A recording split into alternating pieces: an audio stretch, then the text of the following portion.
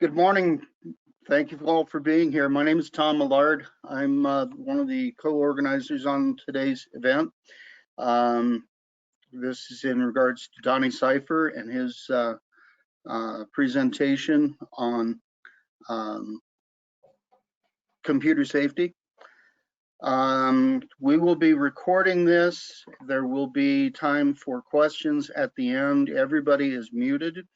There's a question bar on the right-hand side that if you have a question, please fill that in and notify us, and we'll get to that towards the end. Once again, thank you very much from NACAT, and I am the current Vice President of NACAT. Ed Martin is also with us today. He's a board member with NACAT. So without further ado, Donny Seyfer is the Executive Officer for the National Automotive Service Task Force, NASTF. His responsibilities include assisting automotive technicians and locksmiths with information necessary to repair vehicles. NASTF also helps to maintain information gaps by acting as a conduit between the program, the repair, and the OE in service information, tool information, education, and NASTF's marquee program, the secure data release model, which allows independent service professionals to apply and receive credentials to access key and immobilizer codes from NASTF's OE partners. Donny is co-owner of Seyfer Automotive Incorporated in Wheat Ridge, Colorado, founded in 1961. He has well over 3 decades of automotive service experience as a technician, manager, and service consultant. Expertise he shares in various industry roles. Donny is an ASE Master, L1 Advanced Diagnostic Technician, and C1 Service Consultant, and has been a participant writing test questions and working on passing score studies for ASE. Donny also is active as the Telematics Connected Car Cyber Security Initiatives leader and a member of the ASE Education Foundation Board of Directors. Donny, I want to thank you for being here. And at this point, I think we'll share the screen with you and let you take off. Thank you, Tom. Oh boy, hang on, I got to give permission here real quick so that we can do the recording. I didn't know that was going to happen. All right. Are we screen sharing now? Theoretically, we should be. Yes, you are on. Okay, good deal. All right, and I'm going to just start this presentation and we'll go. All right, gentlemen, can you see that screen now? No, not showing anything. One sec. Show.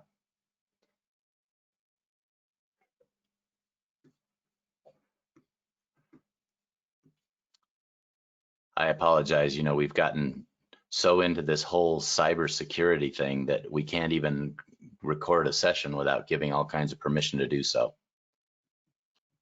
So let me try to give permission to go to webinar so we can record this.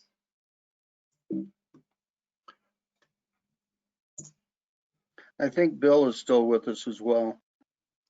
Yeah, and now are you though, however, seeing the PowerPoint slides? I am not. Okay, they're gonna have to go onto a different screen. We're gonna do this differently. Hold on, we're gonna unplug everybody and go one monitor only. I've used Zoom about 10,000 times, but I have not used GoToWebinar lately, and they changed a few things. So let's make sure we're all happy now.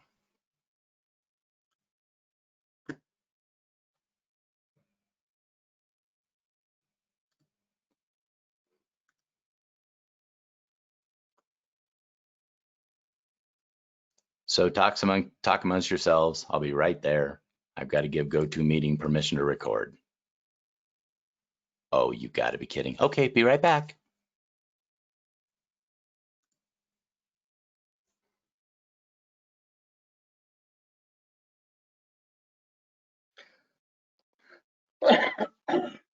So a couple things I missed during the introduction. There will be a certificate that will be emailed to you after the presentation. It will take possibly a week or two to get it to you. Just watch your emails for that. There is a Friday seminar tomorrow, the general members meeting. We'd like to have you attend that if at all possible. And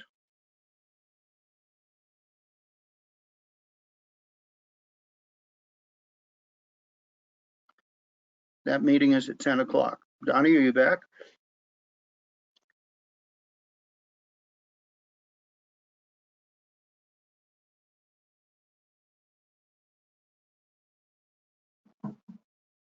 Can't hear you, Donnie. That's because I'm muted. Okay. That's okay. Now you're back. Were you able to see the screen? I see you, not your screen. Okay, well, that's because I don't have it running. Let me just switch and make sure. All right, how about now?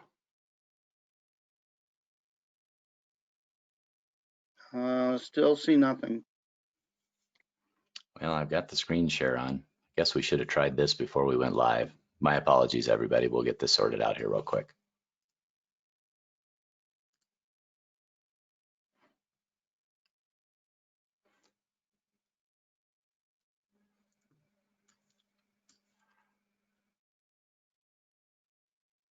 Waiting to view my screen.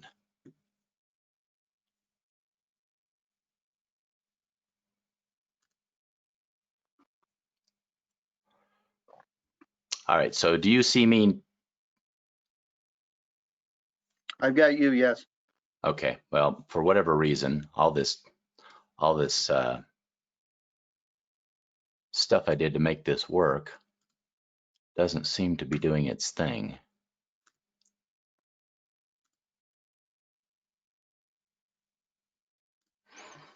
Okay, well, we're going to do this old school. You're going to have to look at my face for this whole time. Won't that be fun for you? No worries at all. All right, so what I want to talk to you about today is I want to talk to you about the overall direction that the automotive industry is going and what I call the shift. And what we're seeing, of course, is that we've got this sort of all of these different things merging together, technology and what's happening in the outside world and what we're trying to do with education. All of those are coming together and creating a lot of change. That change, some folks are willing to make, some folks are not so comfortable with. But unfortunately, it's going to drag us kicking and screaming if we don't participate in it. Hey, Donnie, it's Bill. Yeah, Can Bill. I interrupt you for a second? Please do. If that PowerPoint come up on your computer, on your monitor, It does. and when you go to share screen, it won't bring up your monitor. For some reason or other, it's not bringing up it, and I'm only using one now. I'm just on my laptop. And so when I click on the screen share, it says waiting to view Donnie's screen. And Okay, I just don't see. Let's see. Because you can see me, you should be able to see the screen. I mean, I'm sharing, right? Oh, Well, okay. we're getting that from the camera. We're not getting that from your Okay, computer. wait a minute. That's Now whatever your you just PowerPoint did. is up. Yep, whatever you just did changed it. You were never shared. You were okay. I think we're good now. So your PowerPoint should be up. Oh, this is how it's supposed to look. Zippy-doo. Okay. Okay, you All good there? I'm good if you're good. Ed Martin and Tom Millard, can you see the PowerPoint? Yes. All right, Tony, take it away. Okay, sorry folks. So Bill, you can just scrape the first 5 minutes off of that. So I'm going to just move on here. So one of the things that, you know, I put in this whole idea was this buggy whip sort of concept, because it's sort of easier for some of us with little gray to get our head around. So think of this as pre-Henry Ford. Now imagine though if old Henry standing here in front of his 1920 Model T were told that the car that his company would be building today would be able to drive itself in a lane without too much assistance from the driver, and that a lot of the things that he considered to be static, like the color of the car in a lot of cases, and necessary, would be gone. So imagine instead if that's what he were told about. So I want to talk about sort of buggy whips, and this is just sort of to put a frame around what we're going to talk about today. So that old Model T, you had to hand crank it to start. This new Escape, we'll call it the replacement Model T, authenticates a digital message to start.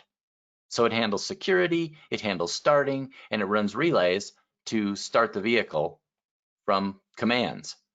Timing and air fuel mixture, you know, remember those adjustments were on the column? Well, this thing has got a radio, lane keep, adaptive cruise control, all on the column. It had snap up windows that you could, you pulled them up and put a leather snap to hold them up. Now we've got auto up and down, and we've even got windows. We've had these for years that are pinch resistant. So if little guy puts their arm through the window, it'll stop when it senses that amperage load. We had splash oiling of the engine along with a little bit of an oil pump. Now we've got pulse width modulated control of engine oil pressure to reduce load on the engine, to get better gas mileage, and frankly to provide more oil pressure when it's needed. Well, let's just move up to 10 years ago and look at that same vehicle. And you could do this with any. I just happen to use this because I just got done driving one of these Escapes for a weekend. But in 2010, we had the CD player, and the 2020 Escape says, what's a CD? We have a anti-theft key back in the day with, the anti-theft system built into it. Now there's nowhere even to put an ignition key. It's all done with transponders. We had power steering on the Escape. The new one, it's got an electric steering rack that the computer can manage. We've got a manual transmission that was available back then. Now even the Shelby has got an automatic. The Escape's got an 8-speed. So manual transmissions are becoming increasingly rare, demonstrated by the fact that probably many of your students couldn't handle a 3-pedal car because no one ever taught them how. So repair shops are still recommending services that are not required on modern vehicles, and these are also buggy whips. We still have shops in our area telling people they need their oil changed at 3,000 miles. We've still got shops advertising tune-ups. I don't know what that means, but they're advertising them. Maintenance intervals that they're suggesting, in many cases, they just don't align with the vehicle needs or manufacturer recommendations. I'm sure you can think of all kinds of others. So car ownership is also changing.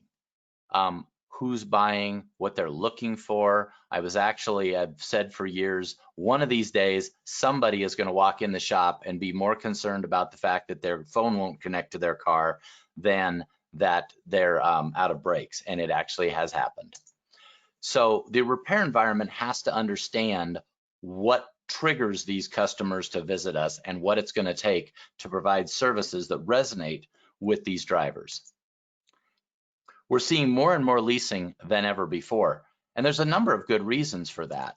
The life cycle of in-vehicle technology is maybe 16 months now, and of course we know the vehicles mechanically will last much longer than that, but I'm driving a 2014. I don't drive much because I spend most of my time, or at least I used to, in those big purple cylinders that go through the sky, and that vehicle has very few miles on it, but most of the technologies inside of it are no longer supported by the manufacturer. So it's just dead weight in the middle of the dash that I can't use.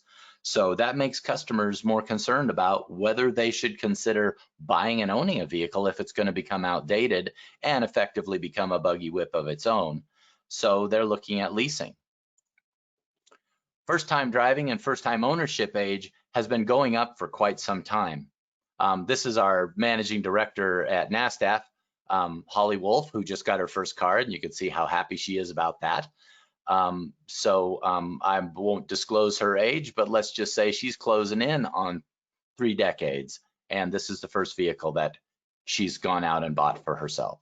So the kids are driving later, and frankly, they have less interest in driving because they can talk to their friends over the internet, and they've got FaceTime, and they've got their headsets and their game platforms that they socialize with, and so they don't need to go out as much. Parents are in shock over what insurance rates are to put a kid on, so probably a lot of parents are like, that's okay if you're not interested in driving, I can save the money. I mean, it's a house payment for some of these kids.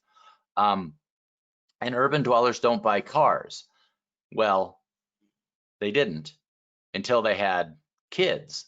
And then it's not so fun schlepping a kid around New York City in a stroller. And then, of course, we have the other thing. Along comes COVID.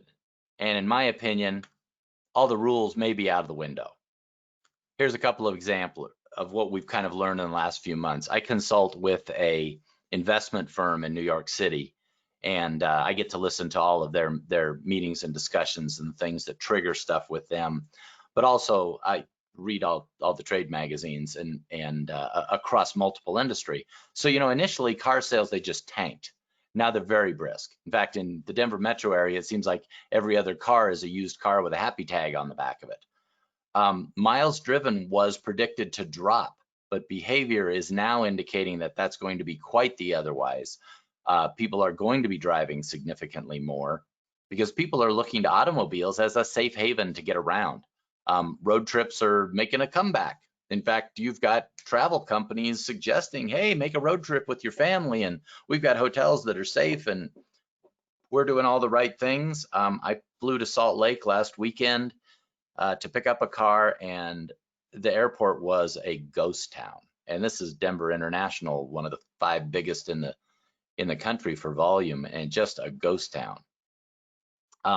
Airlines are going to have to raise prices. They've got some big, expensive planes to pay for. So I think that what we're seeing, and Bill and I were talking about this the other day, auto repair shops are very busy.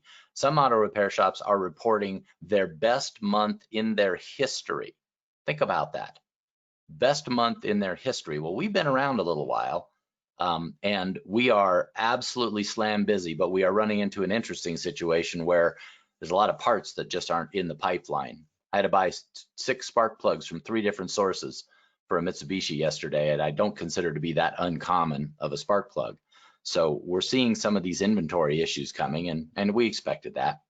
So we were also going to be in a recession or a depression. Well, overall, considering all the excitement that's happened, stocks are only down 6% so far this year. That is neither a recession or a depression. That's an adjustment. They're also at the highest levels they've ever been in the history of the world. So the big operative thing in investment, which I think is what we need to think about in the auto repair world, is nesting. All the investment folks are looking at nesting. Companies that support nesting are the ones that are making all the money. Cars are an extension of the nest. And if you haven't heard that term, nesting is what am I going to do to make my house a comfortable place that I can do all the things that I can't do outside right now. So people are cooking again, and people are doing a lot of things at home. You know, obviously Netflix and internet services and all of those are at some of the highest levels they've ever been. So the car has become an extension of the nest because it's a safe place you can go out when you've got to do your thing. So I'm going to switch topics. In fact, I'm going to kind of do this sort of hit the brakes and switch topics several times here because I promised you several different topics. And so what's all this stuff with cybersecurity? Well, if we're nesting, cybersecurity becomes a big deal. If we're trying to do business right now, cybersecurity has become an even bigger deal because right now there are nation states aimed at disrupting and causing problems for the United States of America. They are looking to all this chaos that's going on as an opportunity to put us out of business. Whether you believe in that or not, doesn't matter. Cybersecurity will demonstrate just how true that is. So we need to look at our personal lives. We also need to look at our business, and we have to look at our cars a little bit. So, oh, my picture went away.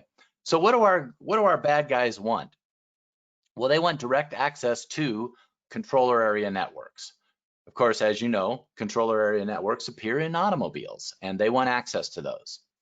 They want to use the infotainment system. That's that center stack, all the stuff that you do in the car to keep yourself entertained while you're sitting in traffic, as a means to both carry and distribute malware wirelessly or through connected phones. So transferring to a phone that connects to that car. This is something that the rental car companies have had to deal with. What do they want? They want financial gain. They want mass destabilization, which we are seeing right now, and they want revenge, which is another thing that we're seeing right now. So how do they attack these cars? Well, we call them attack surfaces, and I'm only spending a little time on cars because I don't know what you do with that in school. Of course, you'll have this presentation to come back with, and I'm always happy to share slides with you from my presentations that will help you to show this to your students. But what do we have for attack surfaces? Well, bad guys have figured out how to attack Bluetooth. They have not had less success, but can attack the Wi-Fi hotspots that are in many of the newer vehicles. We also have dedicated short-range communication. This is going to be a big deal going forward, where vehicles can talk to each other, but can also talk back to the infrastructure and say, hey, there's some stuff going on here on the road that you should know about. They're able to do some things with what we call near-field communication, those transponder keys. Automakers have had to make some pretty quick changes to some of that technology to thwart thieves who would steal cars. We've got sensors like LiDAR, radar, camera, the OBD system itself, tire pressure monitor systems, believe it or not, they've learned how to hack those. And then of course the USB port is just a wide open introduction along with the diagnostic link connector in the vehicle. So I'll go back to the sensors for just a sec. You're saying, well, how are the sensors an issue? Well, if you can figure out how to lie to a camera or LiDAR or radar and make them think that there's an elephant in the middle of the road instead of a pebble or a moth flying across, well, you've got an opportunity to make that vehicle do something that the driver's not expecting. And when drivers experience things they're not expecting, they don't always respond well. So let's switch to talking about protecting yourself. And I'm going to give you several points in here. I mean, I usually spend an hour and a half, 3 hours just on this, so I'm highlighting this. But I think my cybersecurity class is out there with AVI, and you can follow up with that. So when you're working with your students, when you're working with employees, just keep in mind that anything you put in place, they're not going to take as seriously as you do. So generally, the industry norm is they'll do 50%.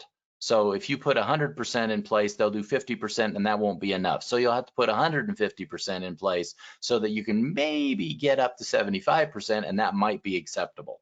So just be aware that, people don't really take you seriously until it's happened to them. And sometimes they don't even know it's happened to them. So in the business end of this, how does this go? What are we looking for? Why should we be worried? Well, you're all familiar with this company, I'm pretty sure. Probably been there. This company was hacked and attacked, lost all of your credit card information, and it happened through their HVAC system. They were warned that this was going to happen, that they had an open situation. Nevertheless, it happened anyway, and they had months to respond to it, and they didn't, because they said, why would anybody attack us through there? Well, bad guys are looking for open doors, and it turns out that the heating and air conditioning system in their buildings was an open door because it needed software updates. So this is why we jump up and down about doing software updates on cars, because a lot of times there's things behind the scenes beyond just drivability that are important. So my good friend Anuja Sanalkar, who is a cybersecurity expert, says it this way: don't be a statistic. Hackers are generally lazy, believe it or not. They go to a lot of work, but they're generally pretty lazy. So they are looking for the low-hanging fruit. So your job is to not be the low-hanging fruit. They are looking for a low-effort, high-reward opportunity. So if you leave things wide open in your cyber world, you become low effort and potentially high reward. So how do you avoid being one of those folks? Well, first off, you have to drop this kind of thinking. I have nothing they want. Yes, you do. You have a name, you have accounts, and that's what they want. Average identity theft is worth $250,000. That's average. And that means you, because you wouldn't make the kind of financial risks that would put you in that sort of debt, but they have no problem doing it because it's not their identity. Most large companies have been penetrated for 18 months before anybody notices. So think about how much information they've pulled out of that company by the time the company is aware. Many companies are using software that is not supported anymore by the manufacturer, and they've got no malware protection because sometimes that software wasn't even thinking malware when it was written. It's so old. Almost all Wi-Fi access points still have default passwords. That's the industry statistic. So if your Wi-Fi point is out there with admin 123, trust me, the bad guys know it and they can find it really quick. If the IP address is 192.168.0.1, they know that. That's just common. I pulled up in front of shops, see their Wi-Fi. I can log right into their access point, which now means I can go in and either cause trouble or get to all their stuff. So what are the threats? Well, one of the threats that I think is relevant in your world for sure is login and administration of computers. I'm sure you've got IT folks at your schools that are doing a lot of these things for you. But one thing you need to think about and things you need to do personally is always log out of your computer when it's not in use. Don't leave it logged in. I know it's inconvenient to plunk in that password again, but when you leave a machine open, somebody can just walk in and do things. And as soon as they see you leave, they may do that. Employees should not have a computer with admin accounts. I'm sure if you said that to your IT folks on campus, they'd say, well, duh, we don't give the students access to an admin account. So there may be scenarios in which you need a machine that has admin, or maybe you've got a scan tool in the shop that's PC based. Really, that should all be run through a different type of an account. Although the real challenge is that many automakers require you to have an admin account to run that scan tool. So there are some challenges here, and you need to think about what those machines can connect to and what they can't. And then the other thing that's very highly recommended is change your passwords. Recommended way to go now is use a passphrase. It can be anything that you'll remember. And you may have to substitute a letter for a cap, or a letter for an exclamation point, or some special character to make that passphrase work, or add one at the end or whatever. But think about something that you would never share with anybody else. That would be your passphrase. And then you can have a long password without really feeling like you have one, but don't make it your name. So I'm going to talk about some specific cyber attack things that can happen to you both in business and personally. But first we have to do a little bit of what's it actually mean. So we're going to learn a few cyber buzzwords that are running around out there. This one is phishing, and it's with a PH. And this is a fraudulent attempt to obtain any kind of sensitive information such as usernames, passwords, credit card details, your social security number, any information that you wouldn't share, what we call PII, or personally identifiable information, by disguising yourself as a trustworthy entity in electronic communication. So there's several different types of phishing. I'm going to be fairly brief on this because this is being recorded. You can come back and review this. But you're getting them all the time, these bulk phishing attempts where they're saying, you were selected to win $1 million, and all I need is all of your credit card information so that I can give you that. These are usually very poorly worded.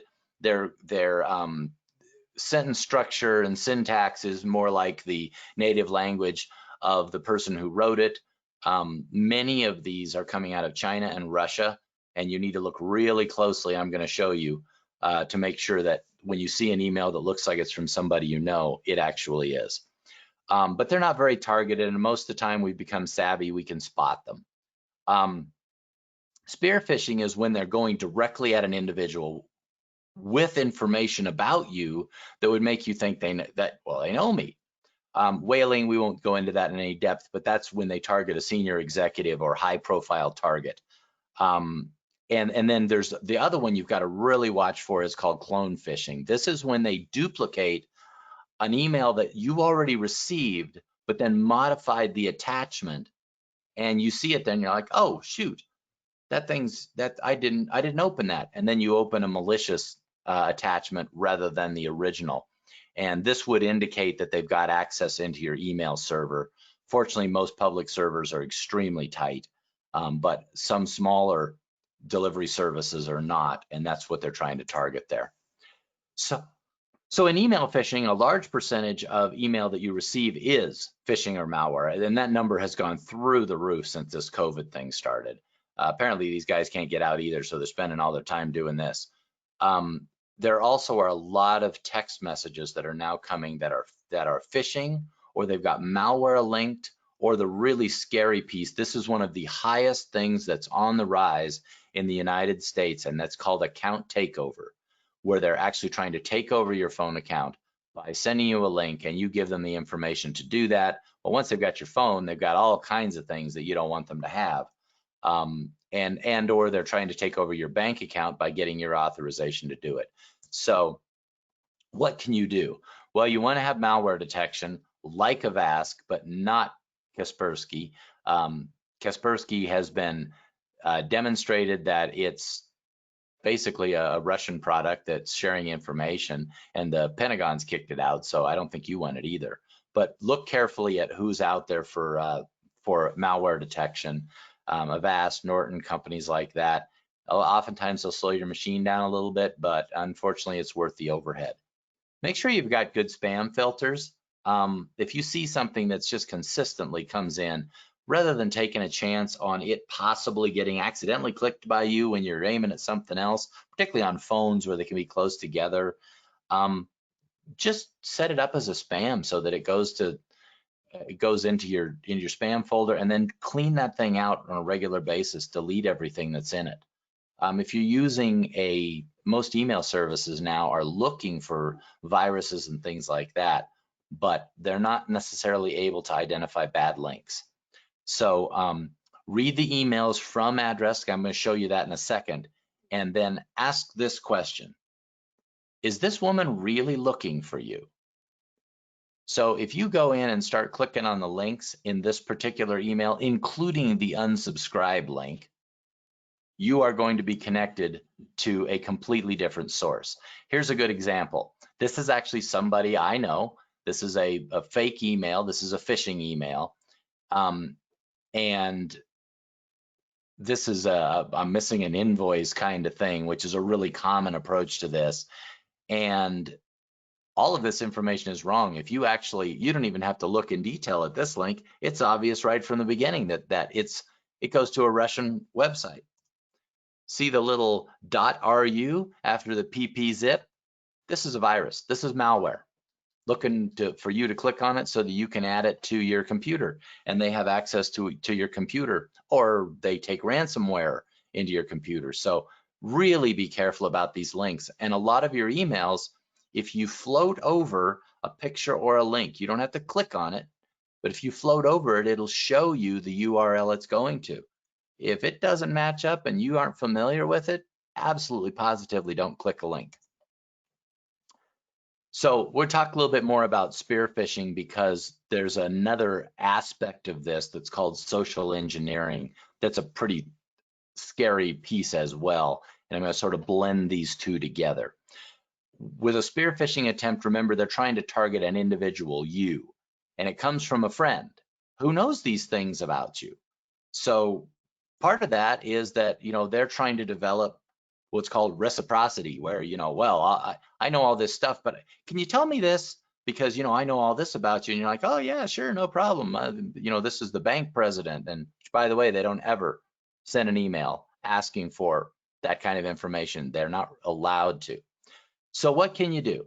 Click absolutely no links and give no answers. If it is a piece of information you would not want me looking over your shoulder while you're doing it, it shouldn't go out.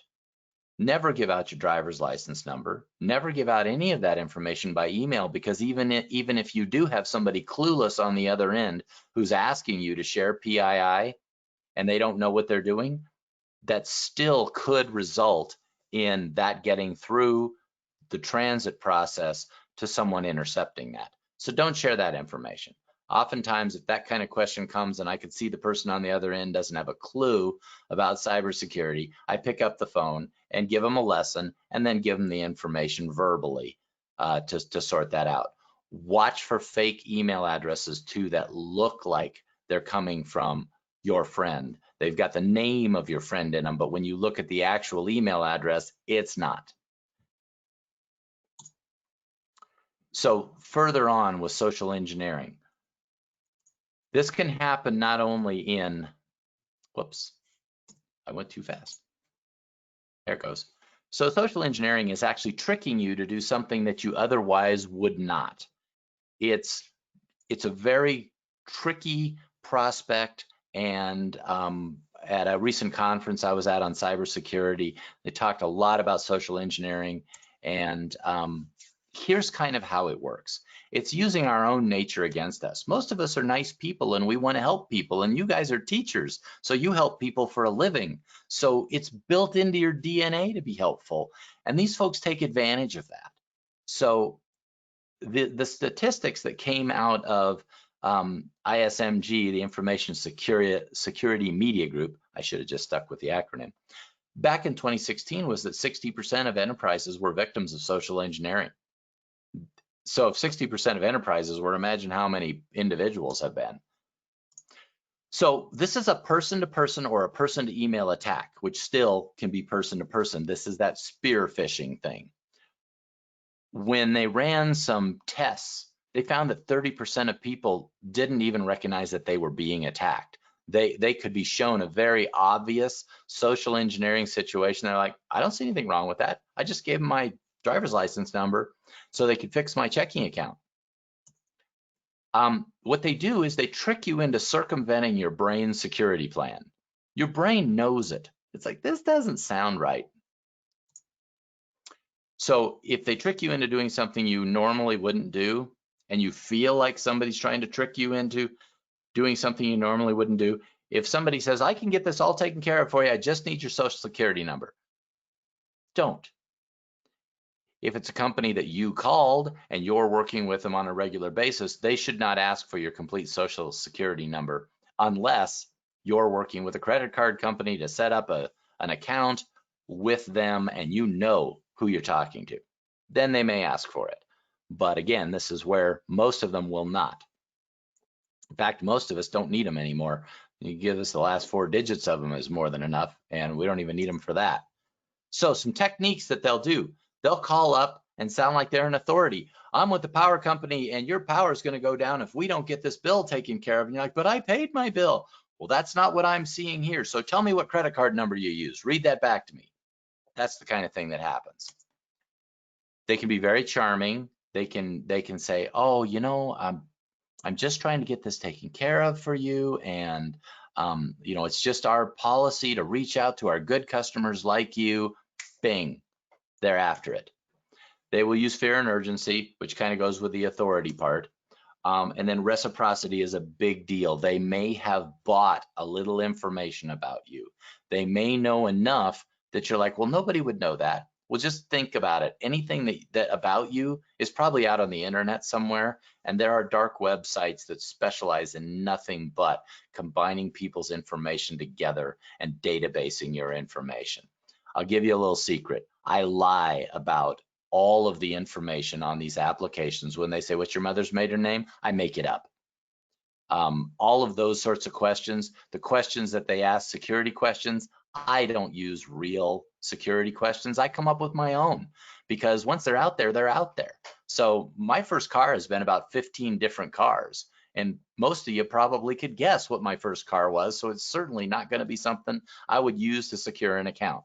So think about changing those things up. Maybe if you have a hard time remembering and you don't have to database all this stuff, maybe instead of your mother's maiden name, you use your father's mother's maiden name, something like that. they target a response. They are giving you information and they want you to verify it, but they're giving you slightly wrong or completely wrong information saying, okay, well, I have your social security number is 222-08-6656. You're like, no, that's not right. It's actually, that's where you get into trouble. Of course, if it's wrong, don't give them any information. It's like, nice try, but you failed the game show, you're out. Rapid detection is the only defense. So if you do make a mistake, and it happens to the best of us, if you do make a mistake, whomever that is attached to, you need to move on it that minute. Don't say, I'll see what happens, move on it.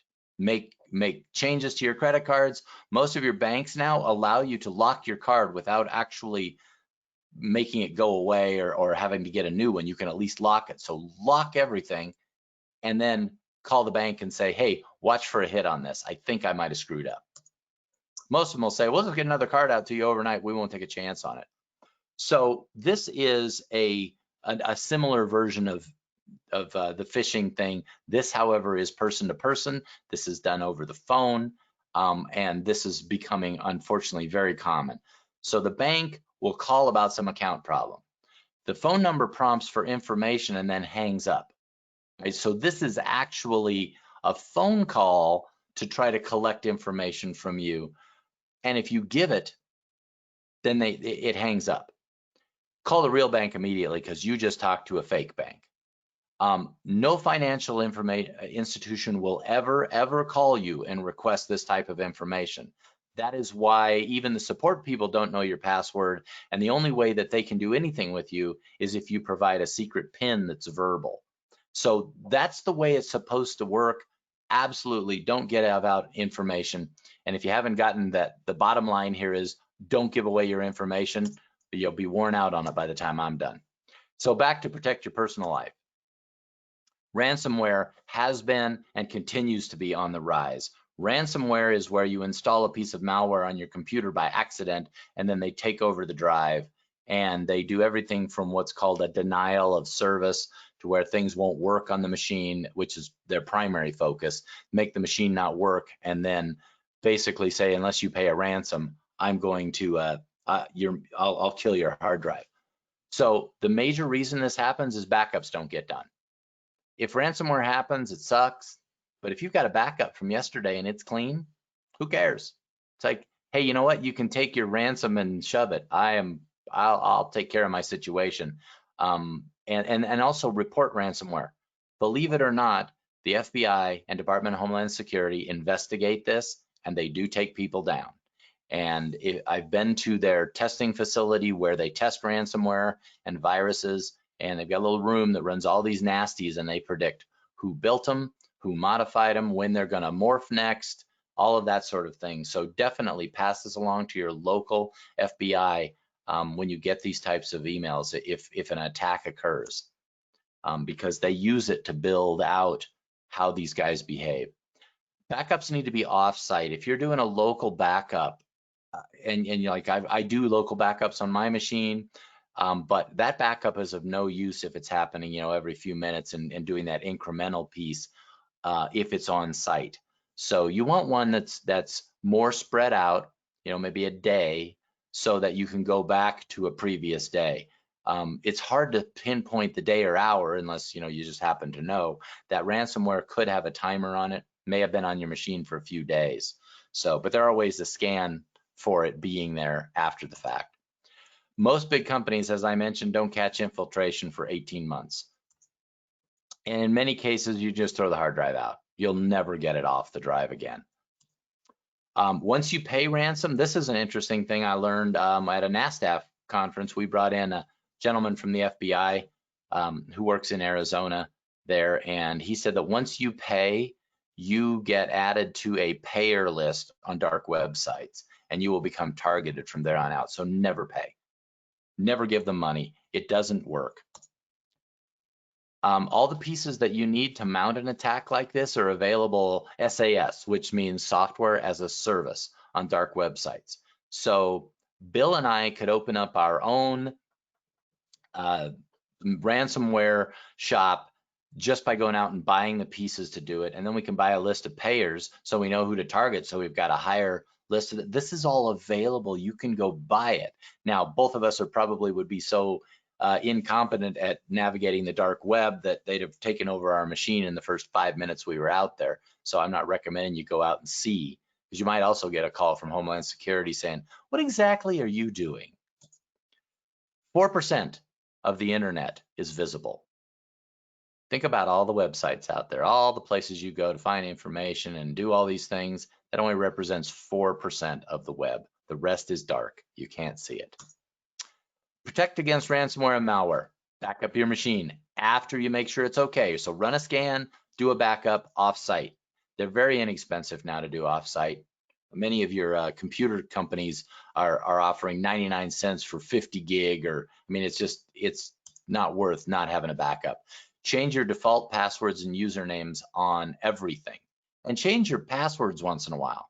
Don't keep the same password, and try not to use the same password on multiple sites, because that, if they know one, definitely don't put all your financial passwords the same. Run security and software updates immediately. I know that sometimes that's a problem. We have a real problem in the automotive industry where we would like to be able to run software updates, but we've got older scan tools and things like that that prevent us from being able to really do that. And so you need to run them as often as possible. And in those situations, you need really good virus protection if you're going to be delayed on prompts. Avoid using outdated operating systems altogether. If you don't have to run Windows 7 or, God forbid, Windows 98. I mean, we are talking 98, people. It's 2020. If you don't have to run those, do not run them. Run the newest operating system. You'll get used to them quick. You can even put them in classic mode to sort of bridge you over while you're learning. There's just too much risk these days in doing that, and you know, your life is worth more than you think it is. So these are going to be some excerpts I took out of the longer class, so they're going to feel a little disconnected, but this still goes with protecting your personal life. So your phone or your PC should not be set to automatically join open networks. If your PC is a laptop that you haul around to places, you want to confirm that you want to go to an open network, because bad guys set up phishing sites and on open hotspots that are easy to connect to because they want it to be easy to connect to. Your phone is the same way. When you set it up to not automatically join and to ask you, you just pull up to an intersection at a stoplight, look at your phone and see how many networks it wants to join at a single stoplight. It's just scary how many open networks there are. And most of them are not malicious. They're just people who don't know how to set up their switches or their, you know, modems that they use for internet, and their Wi-Fi is wide open. Be very careful of networks that say free, fill in the blank with something, Wi-Fi. A lot of times that's how they do it in airports. #1 place for this. Of course, that won't be as big a problem here right now, but they are often set up to lift personal information off of your device when you join it, and depending on how your phone is set up. The good news is a lot of, and most of the providers of these operating systems for phones and computers have gotten pretty savvy to this themselves, and unless you really go out and work at it, they've got most of these doors blocked. But that doesn't mean that you should be less vigilant and say, oh, don't worry about it. My scan tool, my computer, my phone, they're all set up right, because most phones default will automatically join networks, and that is not a recommended setup these days. When you're using public Wi-Fi, just think of it like I said a little bit earlier. If you wouldn't want me looking over your shoulder while you were doing it, don't do it on public Wi-Fi. I don't recommend you pay your bills at Starbucks. So, you know, make sure that you do that kind of a transaction somewhere where it's secured on a machine that you use. Don't use public machines for those sorts of things, because they can have keyboard trackers and which track, you know, all your keystrokes. So a lot of things that can go on there. So just make sure that if you wouldn't do it in front of a stranger, don't do it on public Wi-Fi, because you're basically open to the world there. Again, I mentioned put a good virus detection and consider a VPN or virtual private network application on your devices, and frankly on your phones anymore, because it's much harder to target you if you look like you're 1,000 miles away. There are several good ones that when you pay for the one product, you get that product for all of your machines, so you can put it on your phone and your computer and all of that. So just think about if you don't have virus detection now, at least get the free one. Don't buy phones or PCs where the deal is too good to be true. If you find a really inexpensive phone that's open, unfortunately, what we're finding is that, and Homeland Security has actually tested these and found counterfeits that come into the country. They've got spy chips on them. They're being billed as copied versions in China and then sent back here for the express purpose of stealing information and monitoring what we're doing. So you want to not buy those sorts of products. Phones cost a lot of money, and it's just how it is, unfortunately. Quick rundown again on email. Make sure you've got antivirus that's checking for malware on your email. That's an option on some antivirus applications about checking your email as it comes in. Recommend that you do that, not just your hard drive, because it's kind of too late sometimes when it's there. Never assume that your phone is safe. Also, you got all those two-legged characters walking into your classroom, assume every one of their phones is dangerous, because they may very well have been to a site that is downloading malware. So connecting between phones can get dicey. Have spam monitoring turned on, and watch for if an email comes from a friend that it may not be. Also, you can have spam monitoring on your personal accounts set up at the source. For example, a Gmail or a Yahoo has some spam monitoring capability that you can set up before it ever even makes it to your device. And that might be well, I recommend it as a good way to do it. Don't open attachments you did not ask for. If somebody sends you a document and you're not sure what it's about or where it came from and you didn't ask for it, I don't recommend that you open it. I would recommend that you email that person and say, hey, what's this about? If they don't know, don't be surprised. Never send important information in the clear. I mentioned that before. Don't send out information where, you know, if somebody calls you and asks for very important information, that's no good. But also don't send that kind of information over email. Don't send credit card forms over email. They can get intercepted. Also, there's a big thing going on here with cyber blackmail. I've got private things about you. I've seen you naked on the internet, whatever. I mean, most of us, if they saw us naked on the internet, no one would pay for it anyway, right? So who cares? But those cyber blackmails should go to the FBI. They are working on those. Most of those happen on off-continent, and they are not happening out of North America. They want to know about them. They've got a defense system against that. And you may not know this, but the Air Force is who does cyber defense of the United States of America. So then also delete any unneeded mail. Clean out your mailbox, particularly spam. I've got a spam filter. I dump my spam daily. Every once in a while, I dump something I wasn't supposed to, but whatever. So if you don't need an email anymore, just dump it out. Because if someone does get into your account, they can see who you talk to all the time and then try to pull one of these scams on you. So clean out stuff you don't need. If you've got an account like I do with NASDAQ where I need to keep old emails, then it is what it is. Make sure you've got as many security things, and don't be that low-hanging fruit. Back to this threatening email. Don't believe emails that threaten. I mean, they're like, you've got to give me this much Bitcoin. I'm like, I don't even know. I don't have any Bitcoin. I don't know how to do it. So I guess I can't help you. But do report them and don't delete them, because when you do report them, they may want that email because there may be a path inside that email, even though they hide themselves pretty well, that helps them to put together and triangulate where a threat is coming from. Let's talk about web browsing. Internet Explorer, kids, is over. It's done. It's unsupported.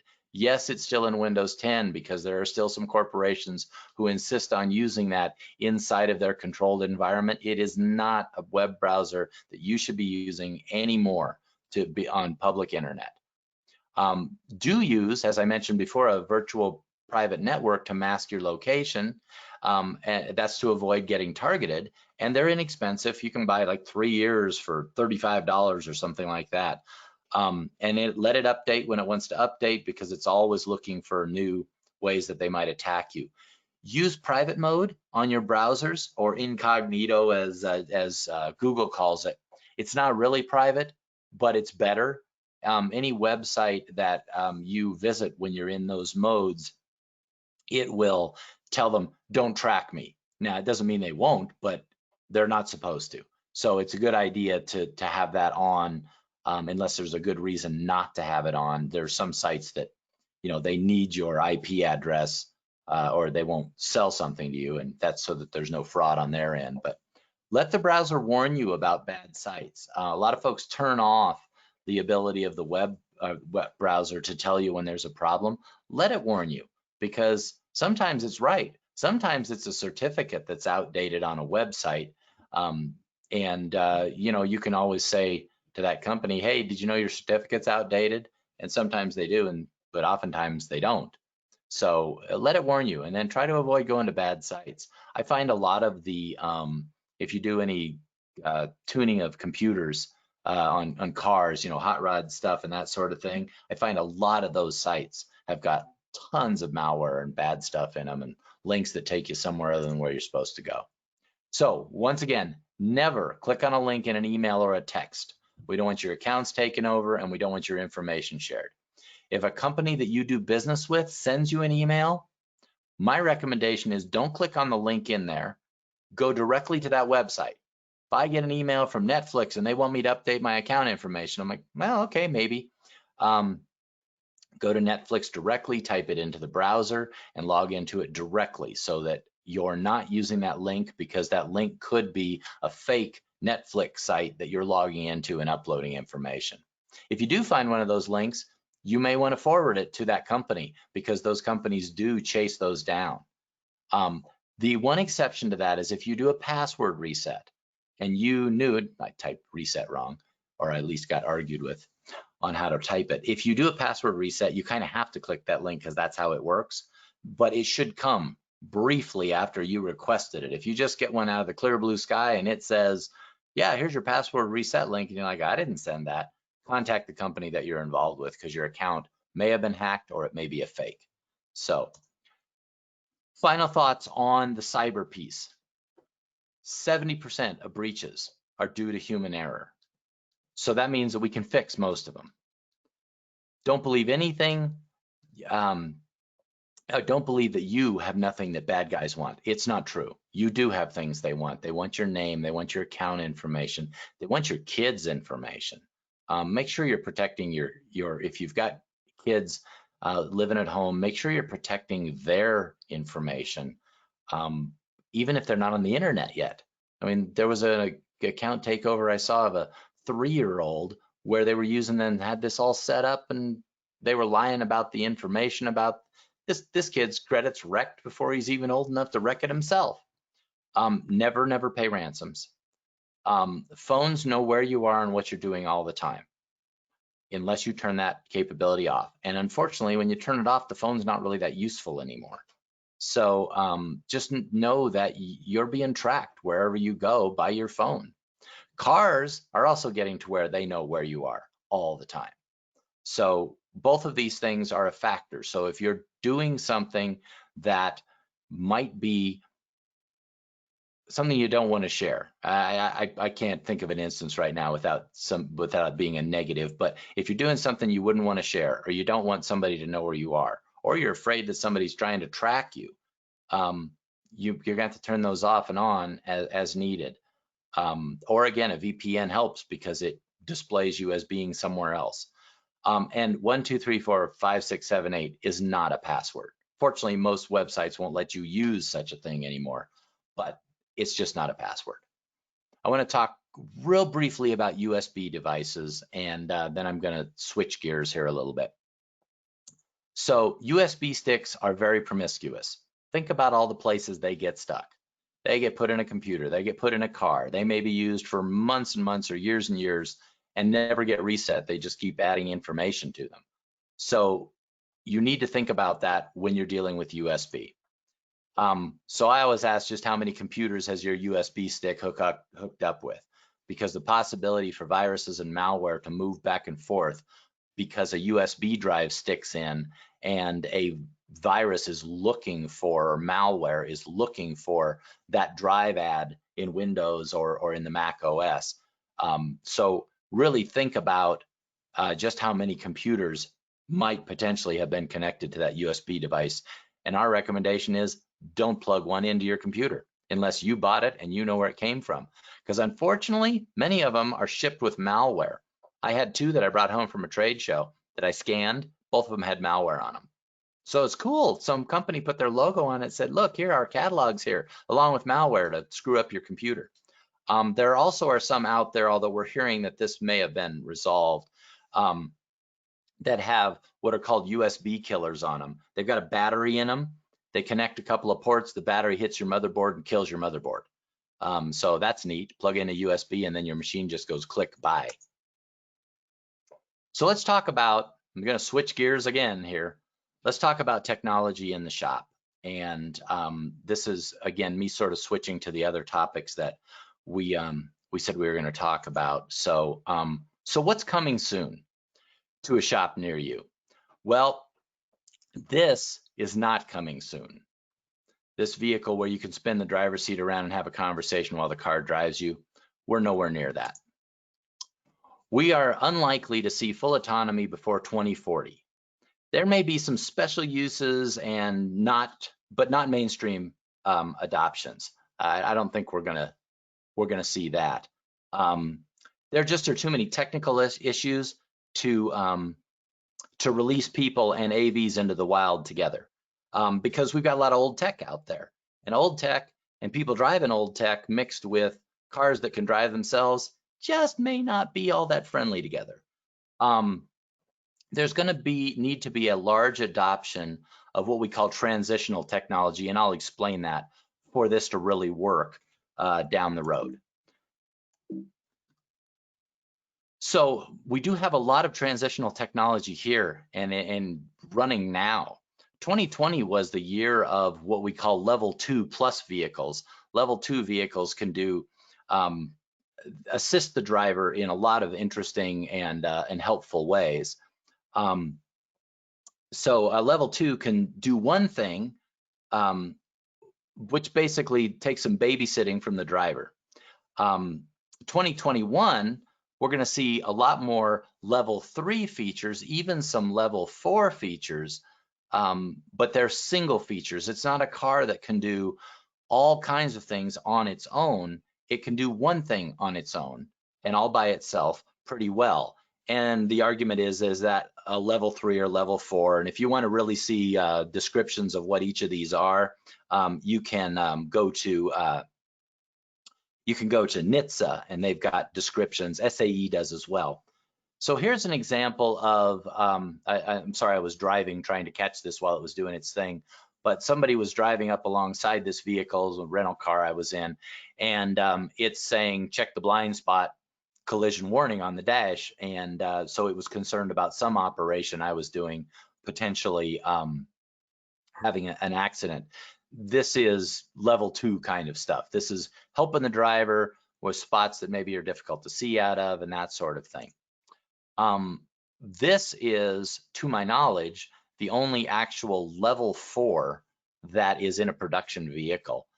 This is a company called Steer Tech.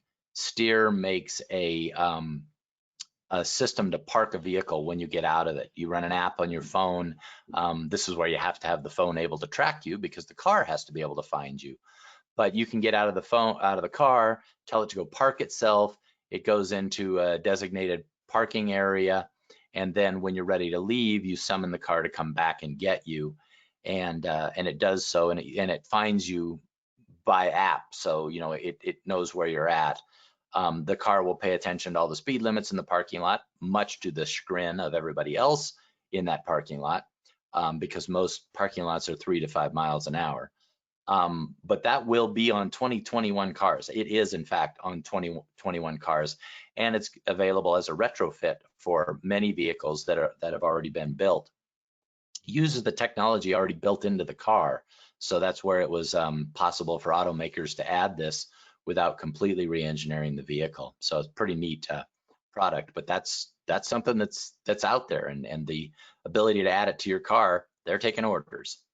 So the other thing that's out there now is, or coming, is this idea of hands-free level 3 driving. So this is just an example from the Ford Mustang Mach-E, where they're showing this guy, you know, he's got his water bottle in his hand and the car's doing the driving. Currently, we've got some level 2 plus vehicles that are using cameras and radar with adaptive cruise control. General Motors has got their Super Cruise, and you've got others out there that do this as well, where they can look down the road and maintain a safe distance, even come to a complete stop in traffic if necessary, because the traffic has stopped. And we've got that capability out there now. As I mentioned, I drove a 2020 Escape home from Salt Lake City last weekend, and it drove me most of the way home. I mean, all I had to do was keep a finger on the steering wheel so it thought somebody was paying attention. But it did a pretty stellar job driving around curves in the road and all of that, and stayed in the lines nicely. And I just had to interfere once in a while, but really a good system. I've driven a Suburban that has a Super Cruise, and these vehicles are doing a pretty good job with this. So I mentioned that car ownership is changing, but the other thing that is definitely true is car service is changing. And there are just a number of areas where that's true. And I'm going to do my best to sort of give you what I've collectively thought through and what I've seen others doing. And then we'll kind of end on this and one other topic. And then I'll be happy to answer questions about this, because I wasn't sure exactly how to position all of this for you. But since you're teaching our next generation, I think that we need to reposition how they're looking at what's happening out there. So as I mentioned before, the repair environment must understand and provide services that resonate with drivers. You'll notice that almost all of my pictures have women in them. There's a reason for that. They're making the decision about where the vehicle goes, and in most cases handling that transaction at a much higher percentage than our men. And I mean, that's good news as far as I'm concerned, because I find women much better at communicating what's wrong with their car, because they're not trying to tell me what's wrong with it. They're trying to tell me what it doesn't do. So some ideas on how to adapt, and this is just sort of high level to get us rolling. So convenience is king. People are busy, you're busy, you know what your life is like. Think about, how do I get my car in? I mean, some of us, it's like, it's going to take me less time to just roll it in the shop myself and fix it than it is to deal with getting it somewhere. For people that don't fix their own cars, that's going to be a real difficult situation. And for many of them, particularly because we go back to women have multiple responsibilities in many cases, not that men don't, but the way that they think, they need to be able to think through that whole thing. Okay, my car's here, I got to get a kid here, I got to be here for work, I've got to do these things, and we need to provide them with a means to do that disrupts their life the least if we want to be their shop. So this may be a rub with young technicians, because they're a lot like our customers, right? They want to be able to do this and do that, and a traditional 9-to-5 may not be something they're so sure they want to have. So that's going to be an interesting connection between people as time goes on. How are we going to make everybody happy? Shops are going to need computer and not cell phone savvy technicians. We don't need techs that are savvy with cell phones. Everybody on the planet savvy with cell phones, except for us old guys who, you know, didn't start out using them. But you know, the kids know how to use cell phones. I saw a baby the other day make a phone call. I was like, you gotta be kidding me.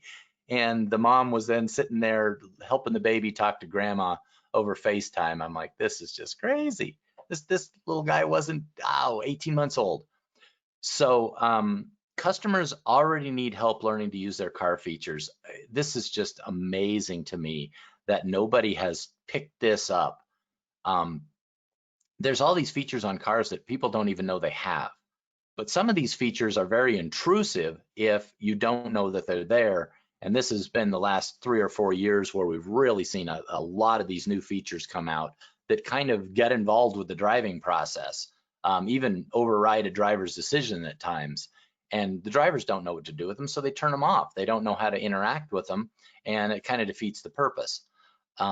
Sometimes we turn them off because it's more fun to just drive the car ourselves, but sometimes it is nice to have them on. Software updating is going to be needed even if it's over the air. Toyota did a study a while back about over the air, and they found, and I was shocked at this, 70% of their customers said even if over the air was available, which means a software update that the vehicle can download through its modem and install on its own, they would be more comfortable having a technician do it for them than they would having the car do it itself. Interestingly, over the air is set up so that if it does fail, it can back up to a previous version, and they're relatively sophisticated. They'd be pretty hard to spoof and cause something bad to happen. But I thought that was interesting. So people still want people to fix their cars. There is a need for a general service technician for sure. Cars are mechanical. They're always going to have mechanical issues, but there's also a need for an IT person in the shop. And I just say IT as general, all of the networking and things that go on the vehicle. There needs to be somebody in the shop who can do those things. Now, maybe that's the same person, but I think increasingly, because of the age difference in technicians, that may not be the case. There may need to be more than one person capable of doing this. Plus, as the load goes up, one person may not be able to keep up with all this. Shop owners must find a way to develop talent. And I know you are well aware of this, but the final piece I'm going to talk about, I want to set the stage for that so it doesn't sound negative. Shop owners have not figured out a way to integrate developing talent into their world. They expect to buy talent, and it's just, that's over. It's not happening anymore. They need to be able to develop, and they need to figure out how to work it into their busy day to do it, whether that's an industry solution courtesy of some entrepreneurs or something else.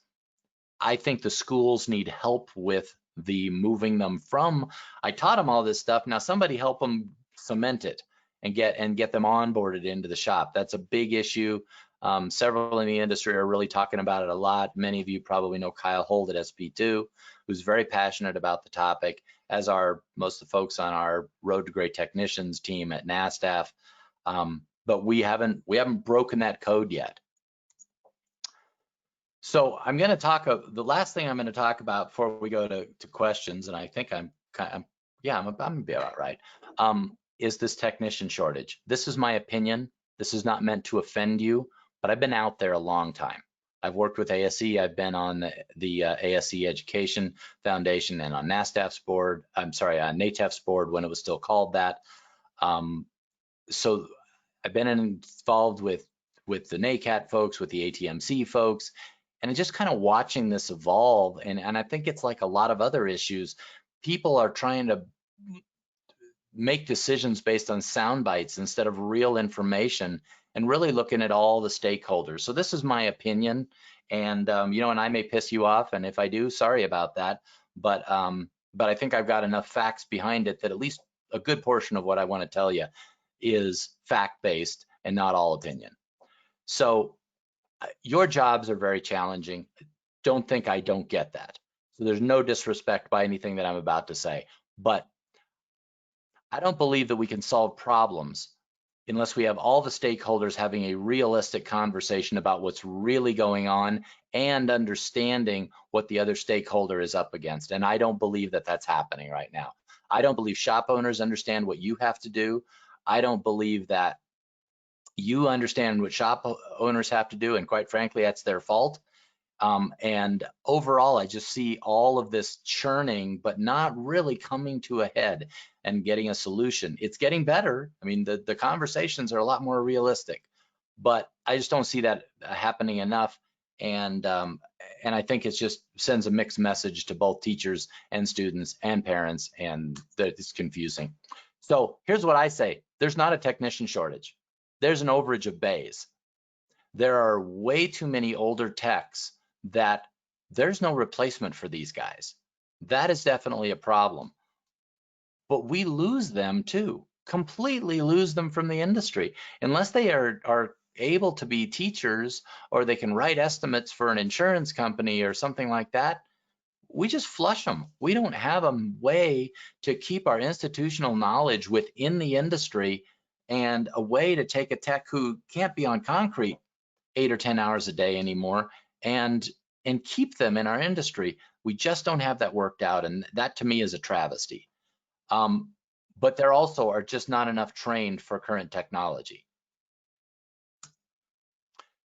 So I would ask you to think about this. When was the last time you heard someone say, I can't get my car into a shop to have it fixed? Well, I see no evidence of all of a supply problem, even in small towns. A couple of small towns in Texas that that I interface with periodically, and even in small towns, there's shops aren't backed up 6 months. They're not backed up 2 weeks most of the time. And so I don't think there's a problem with getting in, but what you do hear is that there's low competence and multiple repair attempts at the customer's expense in most cases, or in some cases at the automaker's expense in other environments. So this seems to indicate the training and management are poor. That's my take on this. I don't think you can say, oh, it's the technician's fault.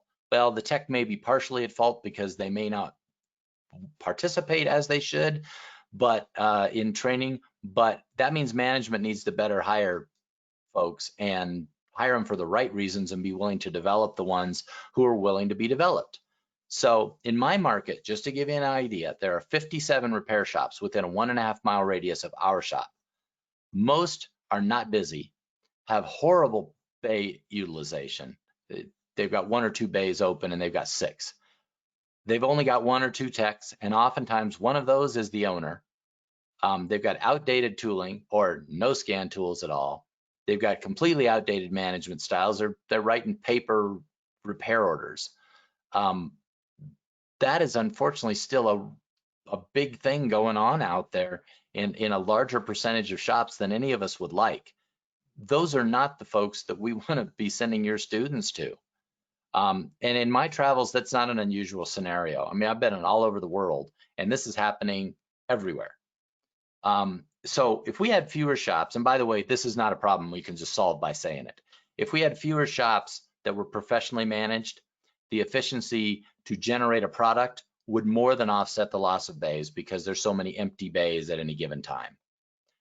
So that's my kind of take on this whole technician shortage piece. And I also think we're not building the right people for the job. Kids come out of schools with a wide range of information, but not enough depth. And I know the reasons. I know that's the way that was built. That's the way, you know, the ASE Education Foundation standards are built, and I know all of that. And I'm simply saying that the kids that come to us still need a significant amount of training to even be able to do fundamentals. So we need to give them a narrower range with full competency in money-making skills, because then we can pay them more, we can keep them in the industry instead of losing them, and we need to get them making money right away. So they say, hey, this is a good thing. You know, I've learned some skills and I can use them to pay my bills, and then we send them back to add-on education without that big bill that they're going to run into. We send them back to add-on education, presumably back to you to teach them new modules on things that they show interest and aptitude in. So it's my opinion that this would also reduce the number who just don't complete programs, maybe shouldn't get into the programs to begin with, because they won't complete, and those who drop out of the industry before their second year, because that number is just still way too high. And it's our fault. So, you know, not blaming you, I'm saying it's our fault. We don't know how to onboard people, and we do a terrible job of it. But they also come in and say, okay, we're going to do a brake job. Oh yeah, I remember we did that. Yeah, I don't know how to run a brake lathe, and I don't know how to do this, and I think I did that in the first semester. And so it just tells me, and what I see, because we've had a lot of students in the shop, that we need to narrow it and then let them get to work doing it, and then go take them back and teach them more and get them doing it. So how can you help? because I know the problems you've got. I have a sense of what it is. Students want to build engines. They want to hot rod Subarus. They want to build Nissans that go 300 miles an hour, and they want to do all this stuff, but that's not going to happen in the real world. And that's what the struggle you fight with, because they came to you because they want to do the sexy stuff. But the reality is that shops make their money and write 90% of their tickets on the stuff that they don't think is sexy. But they can't make any money doing the other thing, because as a shop owner, I am not cutting a kid loose to build an engine or repair an engine. The cost is too high, the risk is too high. But I would like to turn them loose to do maintenance items and light repair if they were competent at it, and it didn't cost me more to teach them than it did to have actually just do the job myself. So my take on this is that if we can convince them that if you really want to be an engine builder, you're no different than any doctor. A doctor does not go into heart surgery day one. That doctor has to do all of these other things first, and has to have foundational skills and everything else, and actually understand everything about that body that they're working on before they can do this other really sexy thing. And frankly, there's not as much of that work, so there aren't going to be as many who can do that.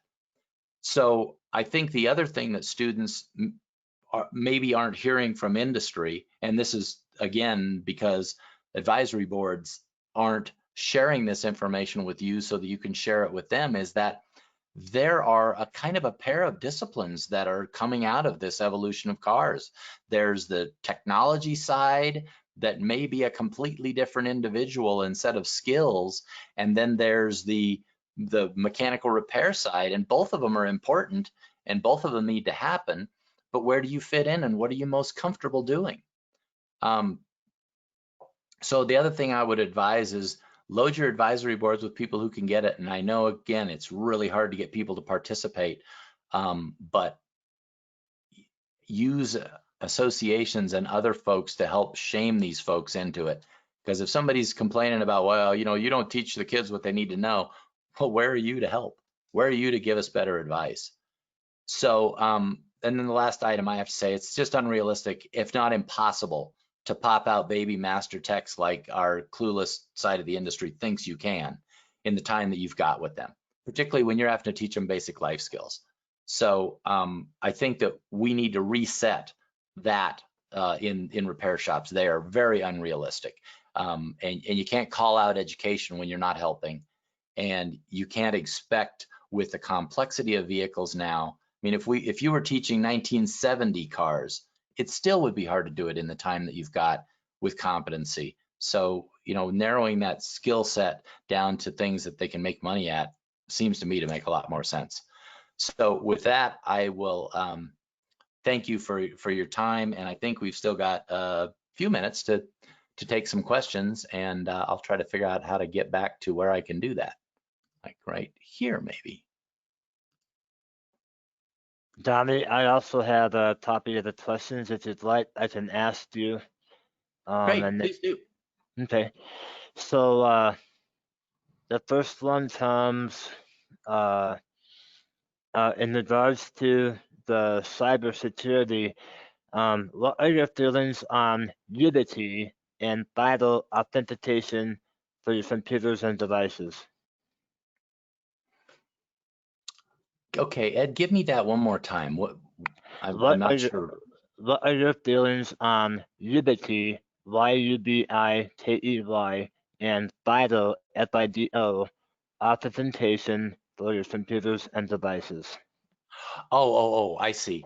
I think that that certainly makes some sense. There are a lot of ways out there to do authentication, and that's just one method. And if you're comfortable with it, it's pretty secure. Okay. If it's something that you're comfortable implementing, then it's pretty secure. Okay. Along that same line, from the same person, do you have a couple of VPN provider suggestions? Oh yeah. I'm using gosh, I'm not be able to remember one of the names. I'm using Avast on my computers for VPN. I just traveled to China back in January, and I needed to be able to get to my email, and I had a VPN that at that time would get around the the Great Wall of China, the Great Firewall of China. And that worked for about 3 days, and then they figured out how to block it. But right now I've been having really good luck with Avast. The one that I would not use is Kaspersky. There just are a lot of potential issues that go unanswered with that software, and so, but definitely look for VPNs and look for where they can say you are. Some bad guys use these to do things, but what we want to use them for is just simply to not look like we're where we are, and then that makes it harder to target you. Great, thank you. Next, in regards to automotive instructors concentrating on teaching specific skills, they had a question about what skills specifically should we have the students concentrate on?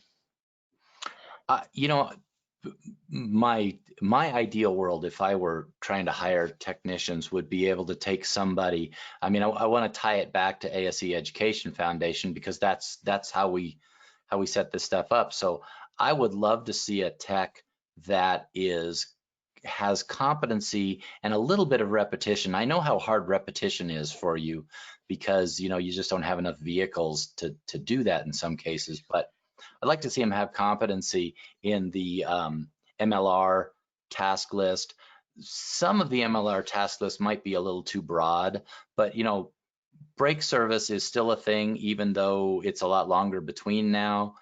Fluid services are still a thing, because when you replace components, you need to service fluids, and that's where a young tech and a senior tech could benefit each other. The young tech learn from the senior, but also be able to do a lot of these things better, faster than the senior tech, and maybe we get some learning going back and forth there. But all of those maintenance and light repair operations that are frankly the 70 to 90% of shop revenue, depending on the shop, those would be the areas that I would focus on. And I know a lot of them takes workstations and things like that, but most of you have those. So if that was too broad of an answer, we can dig down deeper. NASTAF has on our website, nastaf.org, if you go into our education team page, we have an entry-level skill set that we created, working with a whole bunch of stakeholders, both education and then in the industry. And we vetted this with over 200 shops after we completed it. And generally speaking, the kinds of responses we got were, if you can build this kit, I'll adopt them. So we had really good feedback on that this was a good list for an entry-level person. And to me, if you can put out a good entry-level person, it's our responsibility to get them back to you for continued education. Excellent. I know we're down to the last 2 minutes. Do you have time for one more? Sure. Okay, so this person asks, do you feel that the employers in the automotive industry should and are taking the proper steps to make this a desirable career? Yeah, that's an excellent question and very loaded. There are a lot of folks in the industry that are trying to do that, but they say that a lie gets around the world before truth has tied its shoes on, and I think that applies to this too. We have devalued ourselves in so many ways for so long. We underpay techs, and then we tell them they have to own more tools than a nice late model pickup would cost.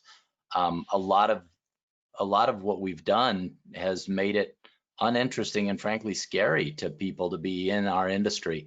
So there are lots of people who are working on that, and God bless them for that effort. But I don't think there's anywhere near enough at this point. There need to be a lot more folks that are helping with that.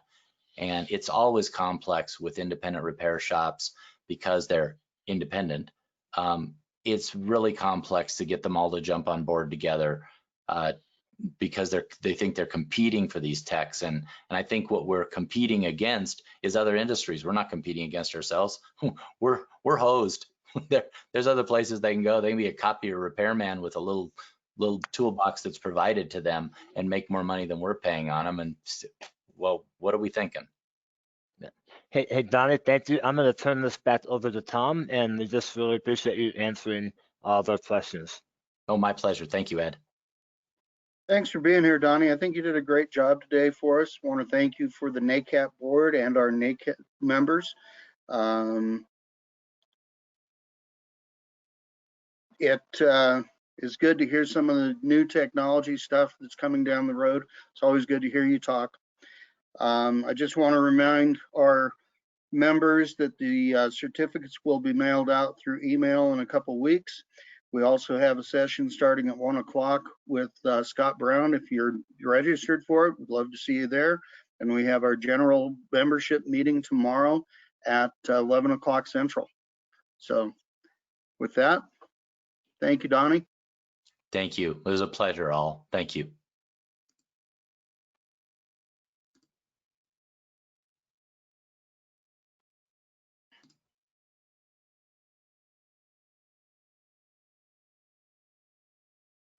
And everybody have a great day.